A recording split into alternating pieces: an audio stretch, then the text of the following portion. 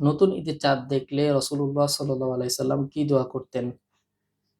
নতুন ঈদের চাঁদ নয়, যেকোনো মাসের নতুন চাঁদ দেখলে প্রিয় নবী সাল্লাল্লাহু আলাইহি সাল্লাম একটি দোয়া করতেন, যেটি জামে তিরমিজিতে হযরত তালহা রাদিয়াল্লাহু আনহু থেকে বর্ণিত আছে। তিনি বলেন, প্রিয় নবী সাল্লাল্লাহু আলাইহি সাল্লাম নতুন চাঁদ দেখলে এই দোয়াটি করতেন। আল্লাহুম্মা আহলিলহু আলাইনা বিল ইয়ুমনি ওয়াল ঈমান ওয়াস সালামাতি ওয়াল ইসলাম রব্বি ওয়া রাব্বুকাল্লাহ। আল্লাহুম্মা আহলিলহু আলাইনা বিল ইয়ুমনি ওয়াল ঈমান।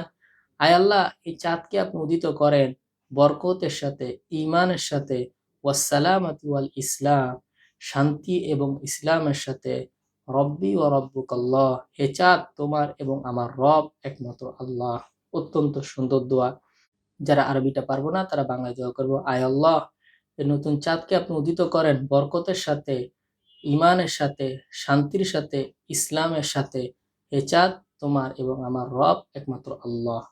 শুধু ঈদের চাঁদ নয়, যেকোনো মাসের নতুন চাঁদ উদিত হলে আমরা ইনশাআল্লাহ এই দোয়াটি করব।